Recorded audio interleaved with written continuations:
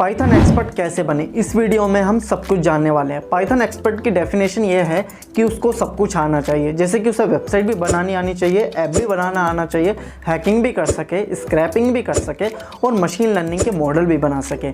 लेकिन इसकी कोई डेफिनेशन नहीं है कि कैसे ये चीज़ें एक साथ डेवलपर कर सकता है और कैसे सीख सकता है। तो ये बंदा जो होता है वो अपने एक्सपीरियंस से बताता है। जो ये मैं सारी बातें बताऊंगा कि पाइथन एक्सपर्ट बनने की क्या जर्नी है, तो मैं अपने एक्सपीरियंस से बताऊंगा जो मैंने सीखा है। तो चलिए स्टार्ट करते हैं और देखते हैं पाइथन एक्सपर्ट बनने का क्या तरीका है। तो सबसे पहले बात आती है पाइथन एक्सपर्ट बनने के लिए सबसे पहले हम बेसिक से स्टार्ट करते हैं। पाइथन बेसिक को हमें सीखना होगा। पाइथन के एक फंक्शन को सीखना होगा जो कि आप स्क्रीन पे देख सकते हैं। इसमें हमने सारे टॉपिक दिए हैं कि पाइथन बेसिक सीखने के लिए क्या क्या टॉपिक ज़रूरी हैं। इस वीडियो को देखने के बाद जो मैं आपको स्क्रीन पर दिखा रहा हूँ, इसका वीडियो का लिंक नीचे भी है। जैसे आप पाइथन बेसिक सीख जाएंगे उसके बाद आपको सीखना है पाइथन एडवांस। पाइथन एडवांस का भी आप स्क्रीन पे मेरी पे पिक्चर देख सकते हैं जिसमें सारे पाइथन एडवांस के टॉपिक दिए गए हैं। पाइथन एडवांस के एक टॉपिक को देखने के बाद जब आप पाइथन एडवांस सीख लेंगे तो आपको दो चीज़ें आ जाएंगी। आप पाइथन बेसिक भी सीख गए और पाइथन एडवांस भी सीख गए। लेकिन पाइथन एक्सपर्ट बनने के लिए केवल पाइथन बेसिक और पाइथन एडवांस ही काफ़ी नहीं है। इसकी लाइब्रेरीज और जो फ्रेमवर्क होते हैं वो भी सीखना इतना ही इंपॉर्टेंट है जितना ही पाइथन बेसिक और पाइथन एडवांस सीखा है। तो चलिए स्टार्ट करते हैं कि हमें सबसे पहले जो लाइब्रेरीज है कौन सी सीखनी चाहिए पाइथन एक्सपर्ट बनने के लिए। सबसे पहली लाइब्रेरी जो है वो टिकिंटर है जिससे डेस्कटॉप एप्लीकेशन बनते हैं। आप स्क्रीन पे टॉपिक देख सकते हैं सारे। ये टॉपिक जो मैं एक टॉपिक मैंने नीचे वीडियो लिंक दे रखा है उसमें सारे बता रखे हैं। इस टिकिंटर्स को सीखने के बाद आप डेस्कटॉप एप्लीकेशन बना सकते हैं। किसी भी तरीके का आप कोई से भी डेस्कटॉप एप्लीकेशन बना सकते हैं इस टिकिंटर के सीखने के बाद। टिकिंटर का सीखने के बाद आपको दूसरा सीखना चाहिए पाइथन सेलेनियम, जिससे आप ऑटोमेशन स्क्रिप्ट लिख सकते हैं, वेब स्क्रैपिंग कर सकते हैं वगैरह वगैरह। आप सेलेनियम के थ्रू बहुत कुछ सीख सकते हैं। मैंने स्क्रीन पे इमेज दे रखा है जिसमें सारे सेलेनियम के टॉपिक दे रखे हैं और बता रखा है कि ये क्या क्या काम करते हैं। वीडियो का लिंक नीचे है, आप इसे भी सीख सकते हैं पाइथन एक्सपर्ट बनने की जर्नी में। उसके बाद आप जब सेलेनियम सीख जाते हैं, सेलेनियम के बाद क्या सीखना चाहिए? आपको सीखना चाहिए जेंगो, जिससे आप वेब एप्लीकेशन बना सकें। आप जो इंटरनेट पे सबसे ज़्यादा चीज़ें चलते हैं वो वेबसाइट चलती हैं। वेबसाइट बनाने के लिए आपको जेंगो सीखना चाहिए। इस वीडियो में मैंने बता रखा है, आप जो मेरी स्क्रीन पे इमेज देख रहे हैं इसमें सारे टॉपिक दे रखे हैं। इसका वीडियो का लिंक नीचे दे रखा है और इसमें मैंने पूरे जेंगो की सारी कहानी बता रखी है कि एक वेबसाइट जेंगो से कैसे बना सकते हैं। अभी तक पाइथन जर्नी में हमने पाइथन टिकिंटर देखा जिससे डेस्कटॉप एप्लीकेशन बना सकते हैं, सेलेनियम दिखा जिससे हमने ऑटोमेशन कर सकते हैं, अभी तक हमने देखा जेंगो जिससे हम वेबसाइट बना सकते हैं। 3 चीज़ें हम सीख लेते हैं इस टाइम पर। उसके बाद आपको सीखना चाहिए डेटा एनालिटिक्स। अगर आप डेटा एनालिटिक्स सीखते हैं, डेटा एनालिटिक्स का मैंने ऊपर इमेज दे रखा है जिसमें 3 लाइब्रेरीज आती हैं, नंपाई, पेंडास और मैटप्लोलिब। इनको भी मैंने अलग अलग तरीके से बता रखा है, नीचे वीडियो का लिंक है, इन्हें भी सीख सकते हैं।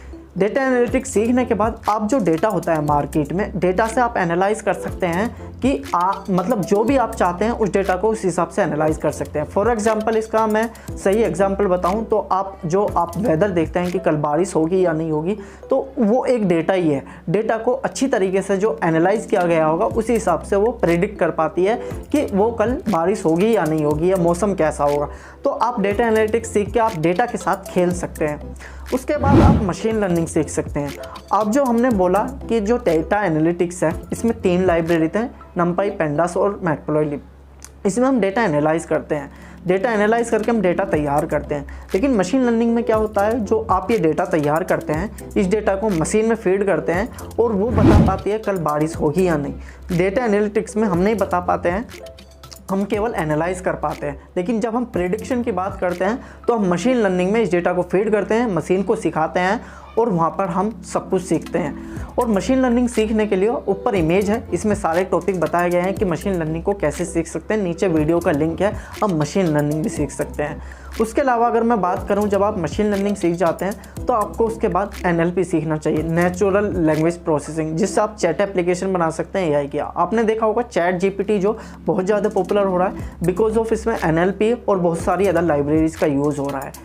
इसी तरीके से जब आप NLP सीख जाते हैं तो आप डीप लर्निंग में जा सकते हैं, जहाँ पर आप डीप लर्निंग सीख सकते हैं। डीप लर्निंग में क्या होता है, मशीन लर्निंग के अंदर जाके और डीप में काम करते हैं, जहाँ पर हम बहुत कुछ सीख सकते हैं। यहाँ पर क्या होता है, जब हम डीप लर्निंग के सारे कॉन्सेप्ट जैसे टेंसरफ्लो हो गया, पाइटॉर्च हो गया। यहाँ पर हम सारी ऐसी लाइब्रेरी पढ़ते हैं जिनसे हम बहुत ही अच्छे ज़्यादा AI के मॉडल्स बना सकते हैं। जब हम डीप लर्निंग सीख लेते हैं, डीप लर्निंग को सीखने के बाद यहाँ पर आकर हम बहुत सारे प्रोजेक्ट बनाते हैं और उन प्रोजेक्ट को जब हम मार्केट में पब्लिश करते हैं, क्लाइंटों के प्रोजेक्ट बनाते हैं, इस टाइम पर आकर हम पाइथन एक्सपर्ट कहलाते हैं। क्योंकि इस टाइम पर हम पाइथन की सारी चीज़ें कर रहे होते हैं, वेब स्क्रैपिंग भी कर रहे होते हैं, वेबसाइट भी बना रहे होते हैं, एप्लीकेशन भी बना रहे होते हैं और ऑटोमेशन भी कर रहे होते हैं और डेटा के साथ एनालाइज भी कर रहे होते हैं। जब हम ये सारी चीज़ें सीख जाते हैं तो हम डेटा एनालिटिक्स या कुछ भी आप पाइथन एक्सपर्ट कहलाते हैं। इस मोमेंट पर आप अपने आप को ये रियलाइज़ करेंगे कि मैं तो अब सब कुछ कर सकता हूँ, लेकिन एक चीज़ अभी भी कमी रहेगी। आपने सब कुछ तो सीख लिया, सेलेनियम भी सीख लिया, सब कुछ सीख लिया, लेकिन आपको अभी भी हैकिंग नहीं है। आपको हैकिंग सीखने के लिए आप जितने भी अपने टॉपिक सीखे हैं उनके साथ अब आप हैकिंग स्टार्ट कर सकते हैं पाइथन के साथ ही। हैकिंग सीखने के लिए नीचे लिंक दे रखा है, इस पर आप क्लिक करेंगे, सारे हैकिंग के कॉन्सेप्ट मिल जाएंगे, वो भी पाइथन के थ्रू। अगर आपको नहीं मिल रहे हैं तो नीचे कमेंट कर सकते हैं, मैं आपकी हेल्प करूंगा फाइंड करने में। और उसके अलावा जब आप पाइथन हैकिंग सीख जाते हैं तो इस टाइम पर आप किसी को भी हैक कर सकते हैं, वो भी अपने कोड के द्वारा। आपको वाईफाई हैक करना है तो आप किसी को ये नहीं कहोगे कि प्ले स्टोर पर जाओ और वहाँ से ऐप डाउनलोड कर और जब वाईफाई हैक कर ले, नहीं, आप खुद का कोड लिखेंगे और खुद के कोड से ही आप चीज़ें हैक कर सकते हैं। इसी तरीके से इस मोमेंट पर आकर आप पाइथन के पूरे एक्सपर्ट कहलाते हैं।